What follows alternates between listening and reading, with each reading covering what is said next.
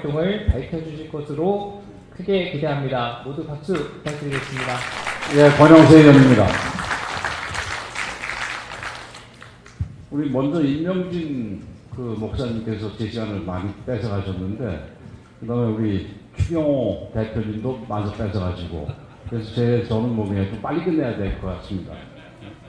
우선 그러니까 여담을 말씀을 드리면은, 제가 임명진 목사님이 우리 당의 비대위원장으로 오실 때, 2006년도인데, 그때 지명직 최고위원을 했습니다.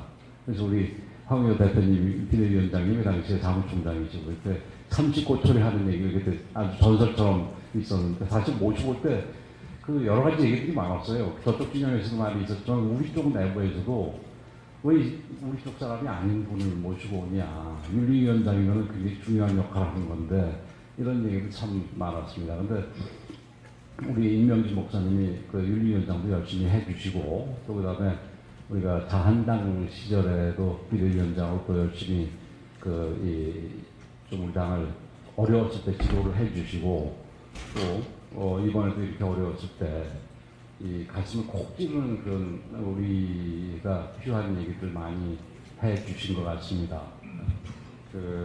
특히 사람을 귀하게 여겨라는 부분, 그리고 사람을 키우라는 부분 같은 경우는 정말 우리가 명심을 해야 될 부분입니다.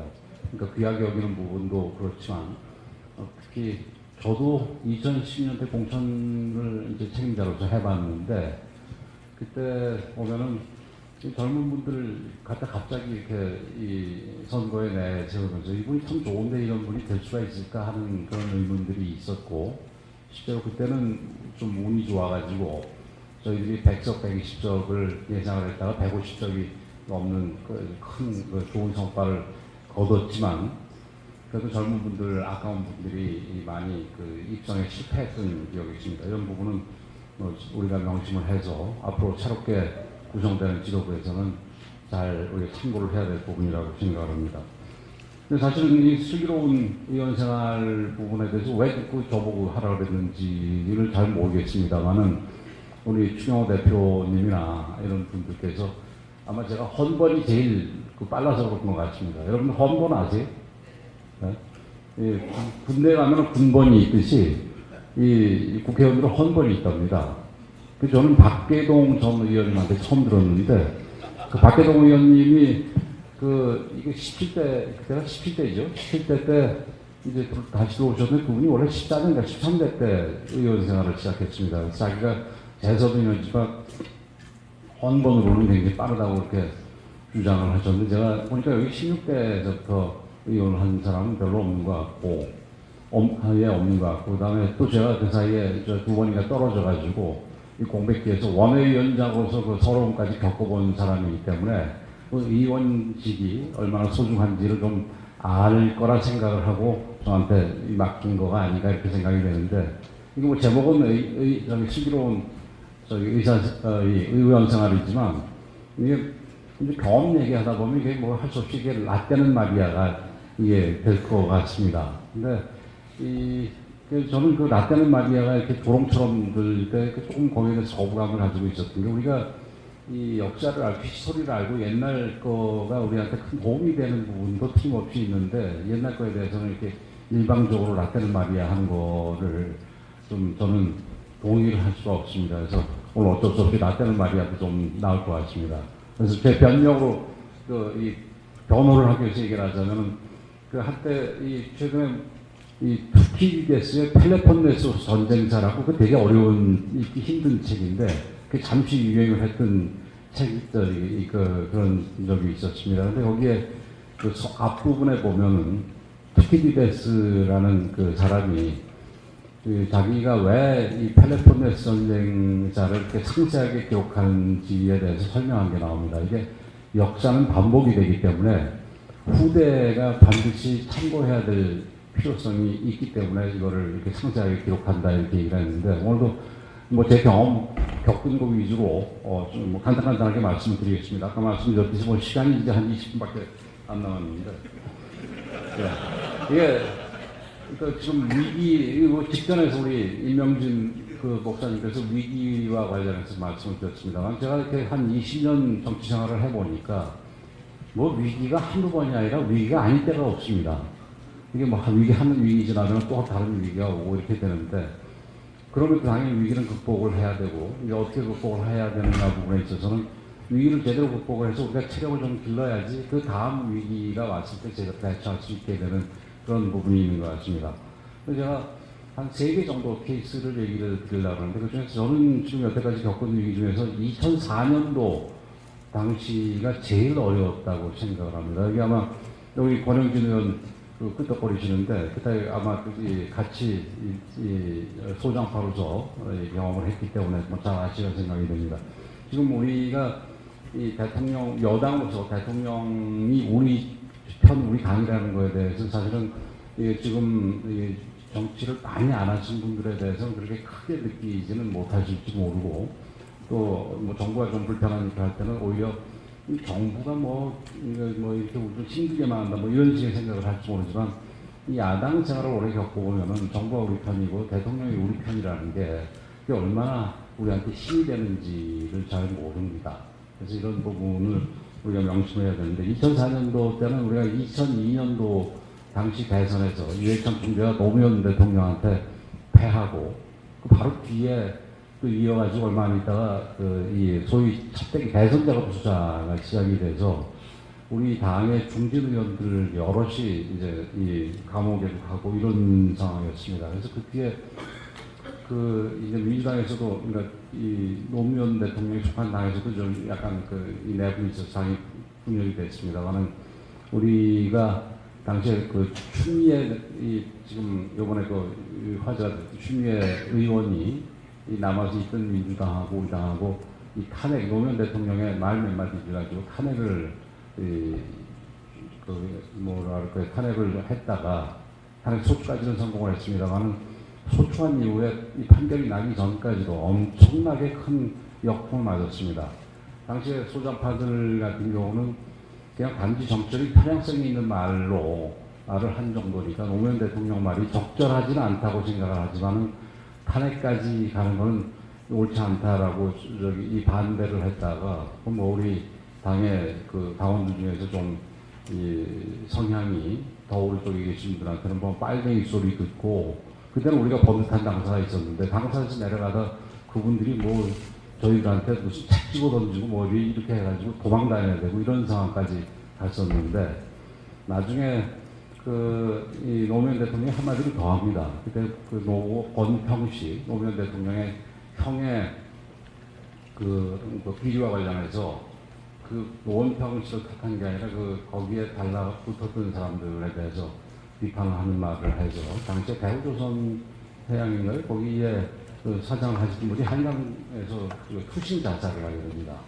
그래서 그거를 보고서는 우리 소장파들도 이분은 도저히 안 되겠다 싶어서 이제 탄핵에 찬성을 해서 탄핵에 이게 되는데, 그 과정에서 엄청나게 저희들이 이 역풍을 맞았고, 그래서 2004년도에 당시 이제 박근혜 제 대통령을 우리 소장파들이 또 우리 좀 요청을 해가지고 당 대표를 나오시라 해서 당 대표를 만들어서 선거를 치르는데, 요번에도 아마 지역 선거를 치르시는 분들이 지금 돌이켜보면 선거하면서 굉장히 힘드셨을 거라고 생각이 됩니다.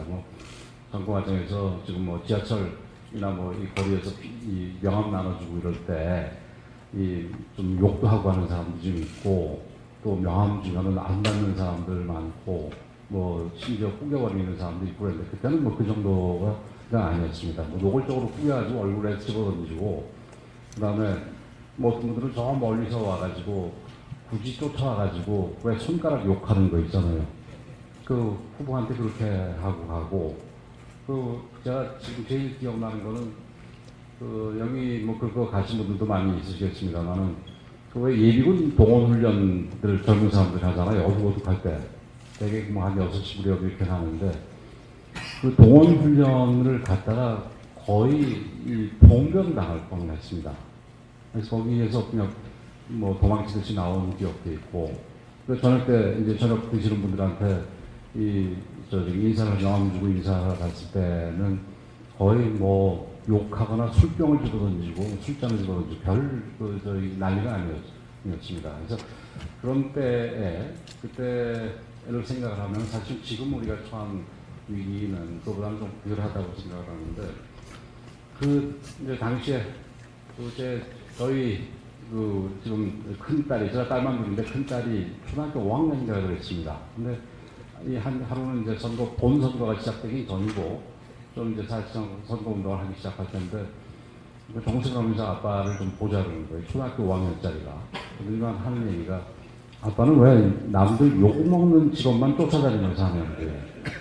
그러니까 그 당시에 또 이 노무현 대통령 초기에 검사들이 굉장히 욕을 먹었습니다. 그래서 무슨 검세스럽다 뭐 이런 얘기도 등장을 하고 이랬던 거 아마 기억하실 텐데 이 검사도 하고 또 정치인들 중에서 이 뭐 보정당 의원 같은 경우는 뭐 또 엄청나게 욕을 먹는데 왜 그런 것만 쫓아다니는 거냐고 하고 정색을 해서 하고 물어보더라고요. 그래서 사실 뭐 저도 말문이 그렇게 막혀가지고 무슨 얘기를 할까 그러다가 이게 중요한 일을 하다 보면 이렇게 비판하는 사람도 있게 돼 있다 이런 정도를 하고 말았는데 아마 여기 계신 특히 초선 여러분들 정치를 평소에 이제 왜 해야 되겠다고 생각하는 게 있었으니까 정치에 들어오셨을 텐데 앞으로도 계속해서 정치를 해나가시면서 본인이 왜 정치를 하게 됐는지 부분에 대해서 항상 돌이켜보면서 초심을 잃지 말고 좀 반추해 보실 필요가 있겠다 이렇게 생각을 합니다. 어쨌든 그 당시의 이 상황은 그러니까 뭐 소장파도 소장파지만 뭐 전 의원들이 다 노력을 해가지고 여기 우리 정현우 의원이나 우리 박정원 의원 이런 분들은 기자로서 아마 다 옛날 일 기억을 하고 계실 텐데 그때 이 당사를 팔아가지고 그때 안기부에 또 그때 뭐 여러 어려움이 겹쳤는데 안기부에서 여러 가지 총선 자금을 받았다 그래가지고 그 나중에 몰수 판결이 나와가지고 그걸 갚느라고 당사를 팔아가지고 당사는 줘버리고 그다음에 우리는 천막 당사 지금 IFC라고 뭐 그런 사건물이 서 있는데 거기가 그 당시는 허허벌판이었습니다. 그래서 거기에 천막 당사를 치고 거기서 이인들을 봤는데 그때 천막 당사가 참 그 아마 여러분들 이 한나라당 이게 써 있는 이 명판을 들고 뭐라 그러죠?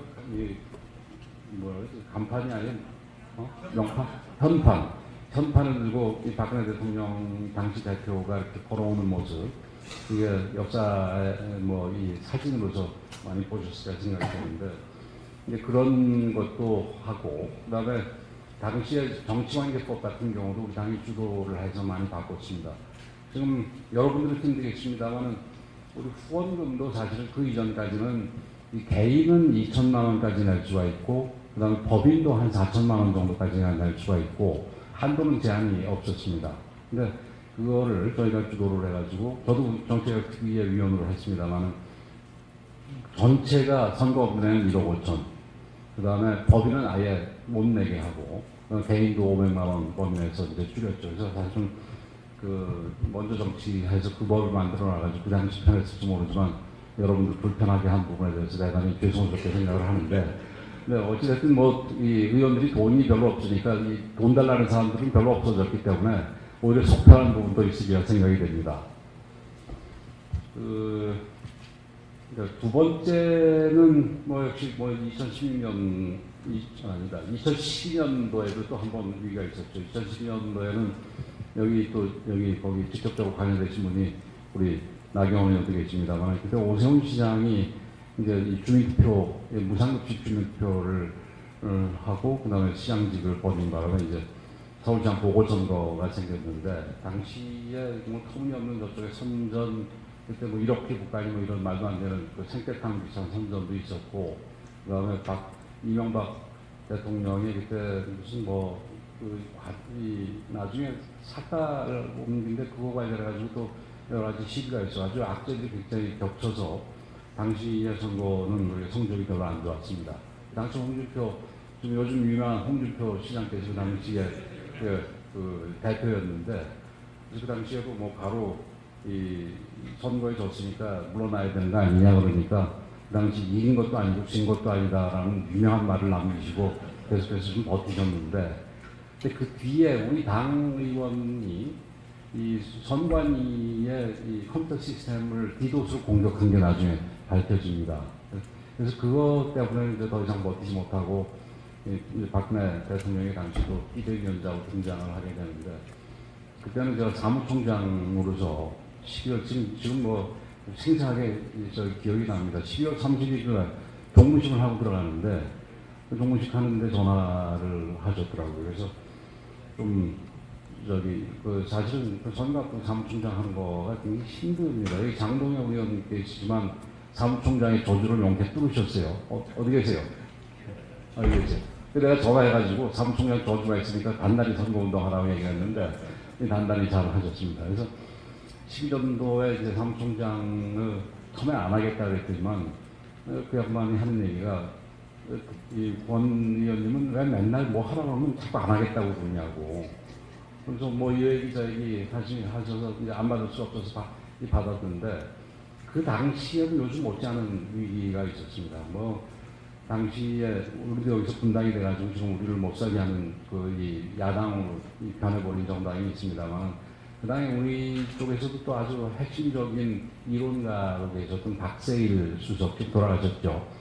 그분이 이 전역 전 의원하고 함께 그 국민생각인가요? 그때 무슨 당이었죠? 국민생각인가 당을 만들어서 나가기도 했고 그 다음에 전당대회 돈봉투 사건이 뭐 요즘에는 저쪽 정당에 있습니다만 그 당시에는 안 그래도 우리 당이 힘들어 죽겠는데 전당대회 돈봉투 사건이 우리 당에서 터졌습니다. 그래서 나중에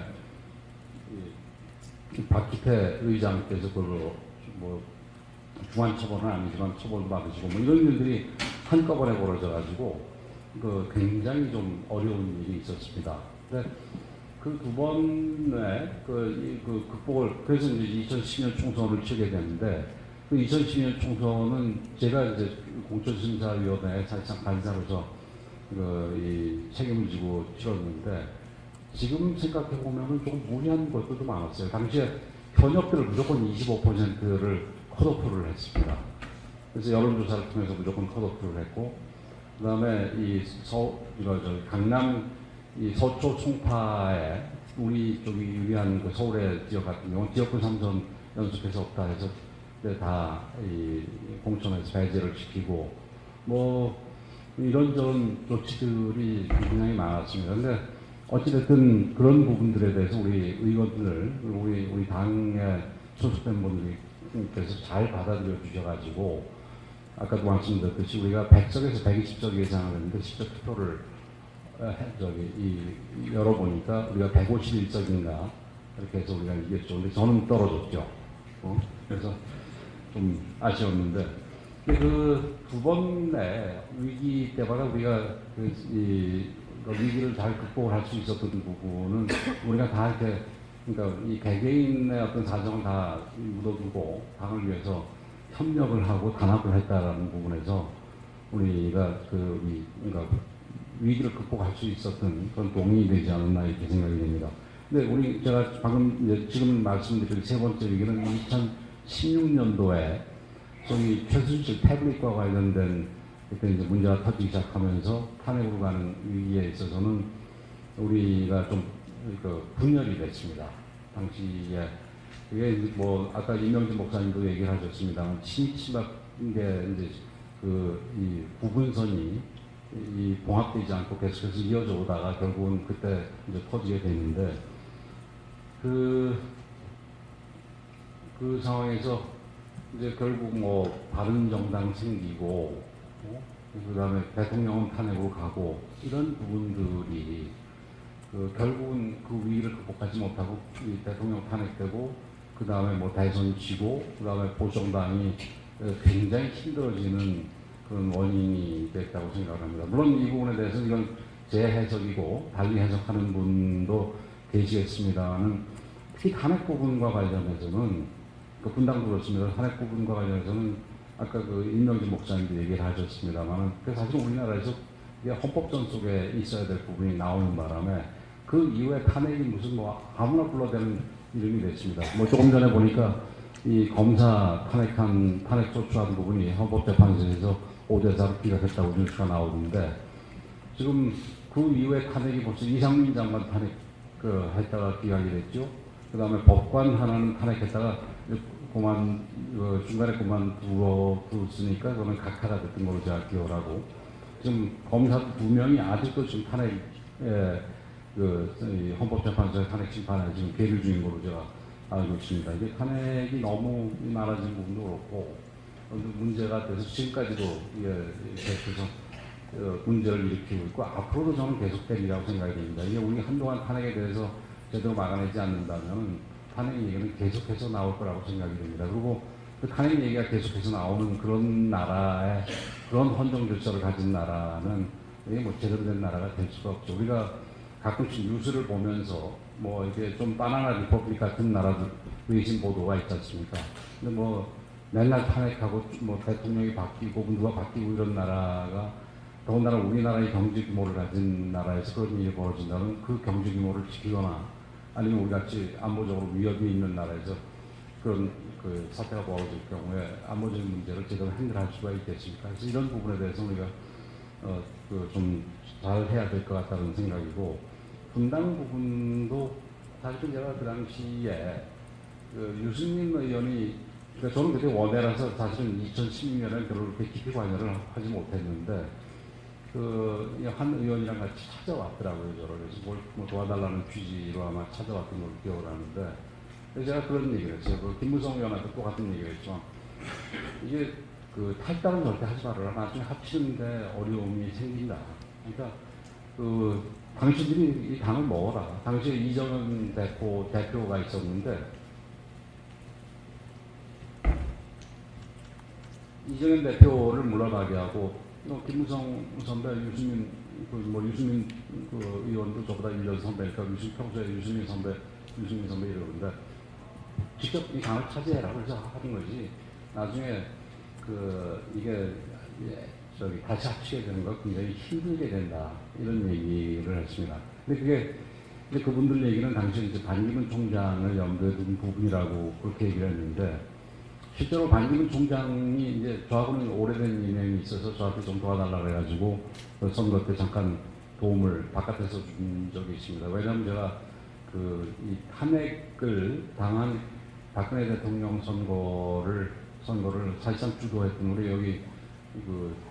우리 윤석 대표는 안 계시네요. 윤석 대표, 그다음에 우리 권영진 의원 다 이렇게 사실상 주도를 했던 사람이기 때문에 그거를 주도해놓고 난 다음에 그 다음에 새로운 대통령을 만드는데 또 전면에 나서서 이 앞장을 쓴다. 그거는 적절하지 않다 생각을 해서 뒤에 조언만 해드렸는데, 이 반기문 총장 입장에서는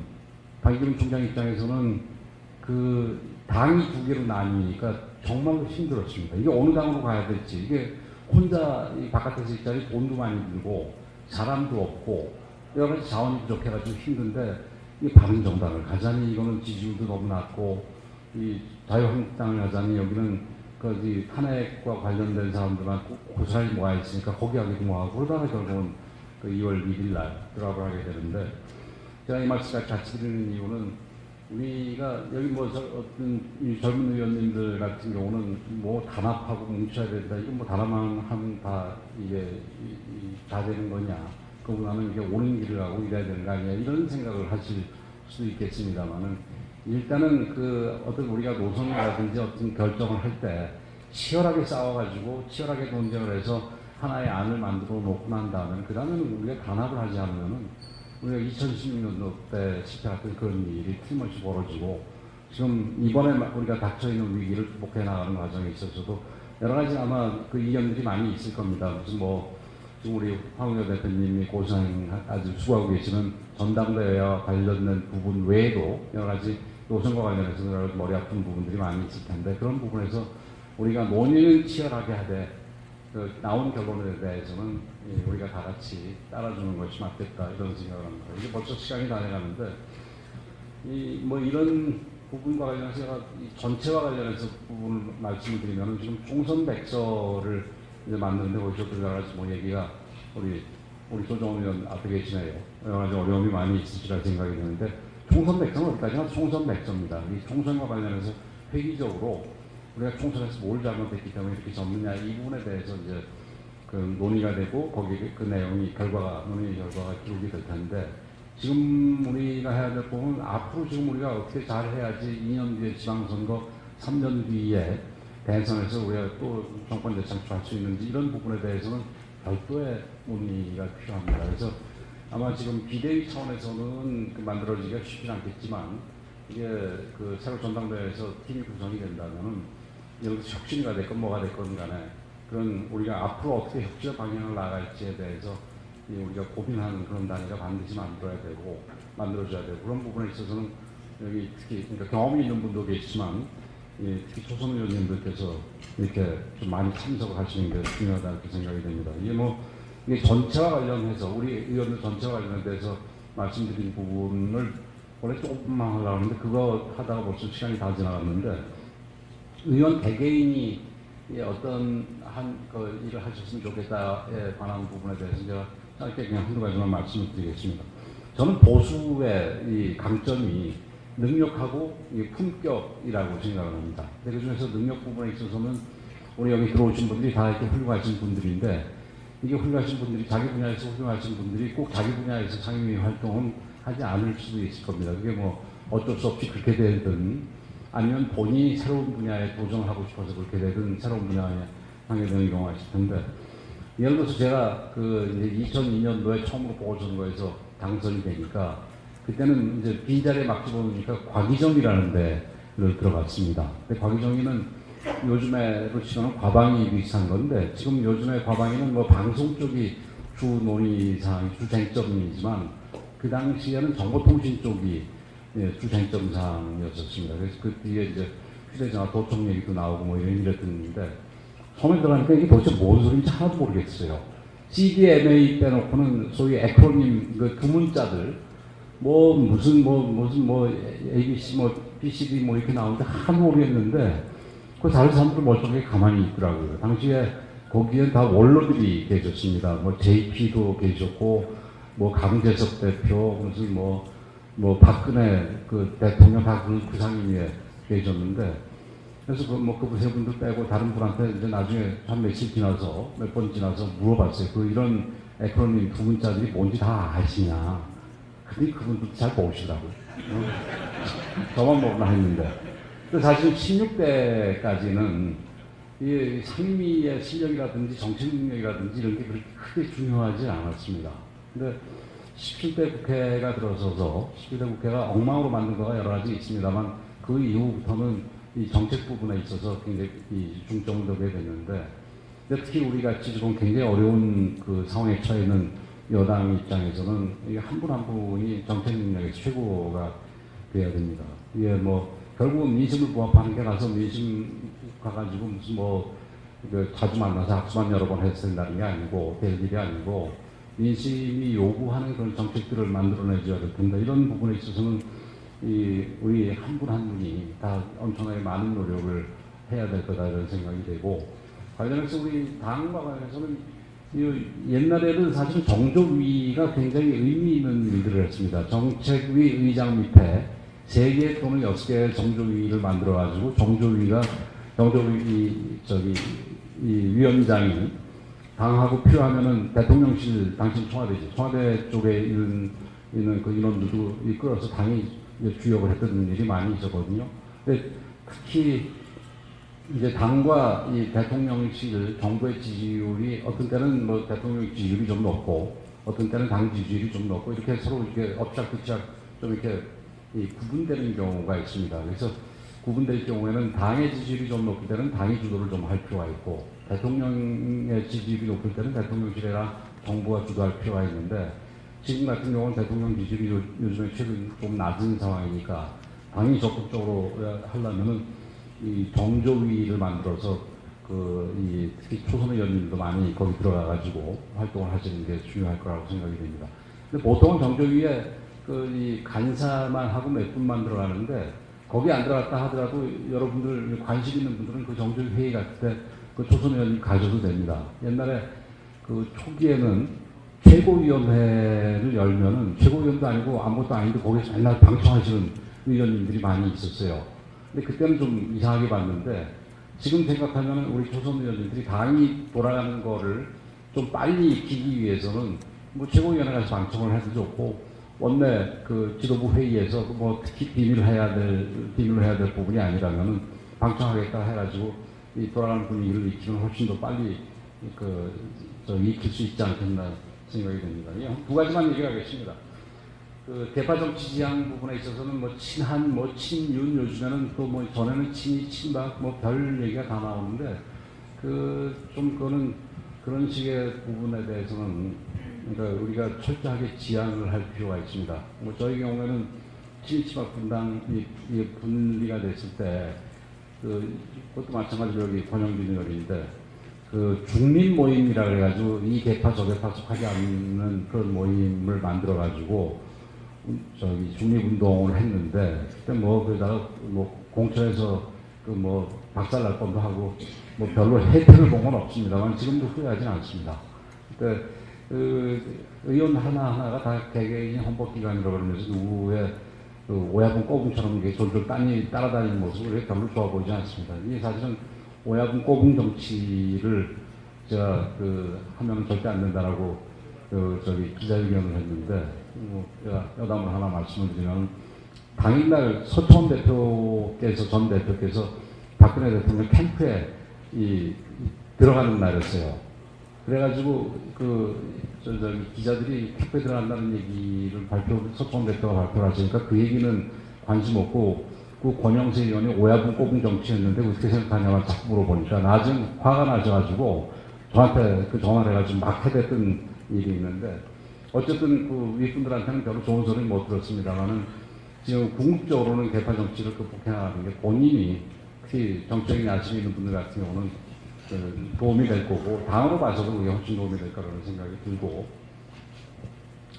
그 다음에 의원 외교 부분입니다. 의원 외교 부분은 지금 지난번 21대 국회에 처음으로 국회의원 되신 분들은 별로 재미도 못 보고 경험도 없을 겁니다. 그래서 코로나 시국이 되다 보니까 거의 해외를 나가지 못하셔가지고 재미를 못 보셨을 텐데 이게 사실 제가 재미로 표현했습니다만 굉장히 중요합니다. 제가 중국에서 대사를 할 때 그때는 한중 관계가 좋을 때라서 이렇게 중국의 의원들이 굉장히 많이 왔는데 사실은 중국의 전인대 우리의 국회에 해당되는 전인대 같은 경우는 김건 의원 커리어시니까 더 전문가시지만 저도 폴리티컬 어포인트로 거기서 좀 일을 해봤으니까 저도 좀 압니다. 그래서 몇 마디만 말씀을 드리면은 거기에 전인대를 카운터파트를 하지 않더라도 중국은 당 중심의 국가니까 당에 있는 사람들하고 이렇게 교류를 하게 되면은 그러니까 이게 트랙 1도 아니고 이게 완전한 트랙 2도 아니고 이게 의원들 같은 경우는 조금 더 자유롭게 그러니까 의제나 의제의 내용의 제한을 좀 덜 받으면서 의미 있는 교류를 할 수가 있습니다. 그래서 중국 부분도 사실은 중국이 여러 가지 우리를 힘들게 하고 요즘 관계가 아주 좋아지지 않고 있습니다만 우리한테 중요한 나라는 틀림없는 거 아니겠습니까? 그래서 그런 부분에서도 중요하고 특히 미국하고 일본 같은 경우는 우리가 의회의 힘이 미국도 굉장히 세고 일본은 내각 책임제고 그래서 특히 일본 같은 경우는 과거에 JP나 이런 분들 같이 일본 통들이 있어가지고 이 정부가 해결하지 못하는 일들을 의원 외교를 통해서 해결을 많이 했는데 지금은 이게 한일 관계가 오랫동안 막히고 또 1세대 지일파들 의원들이 이제 물러서시면서 한일 간의 의원 교류가 거의 막혀 있는 상황입니다.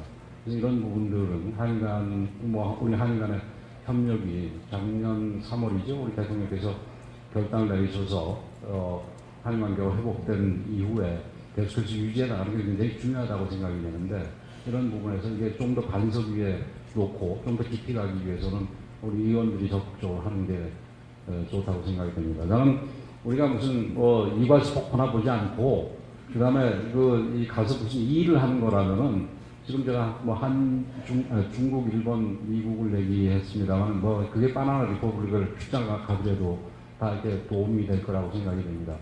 저는 개인적으로 독일 부분을 굉장히 중요하게 생각하는 게 좋다고 생각을 하는데, 네, 이제 해외를 많이 다니시게 되면은 해외에서 지금 얼마나 복잡하고 머리 아픈 일들이 무슨 쓰나미처럼 몰려오고 있는데 우리가 국내에서 그냥 짜잘한 얘기, 말 안 되는 얘기, 의미 없는 얘기 가지고 서로 싸우는 거가 좀 하찮아 보이고 우리 시각을 좀 넓힐 수 있다는 점에서 굉장히 중요하다고 생각이 되고 마지막으로 같이 있는 사람들인데 그 옆에 있는 사람들한테 욕먹는 사람이 바깥에 나가서 제대로 칭찬받을 수 있겠습니까?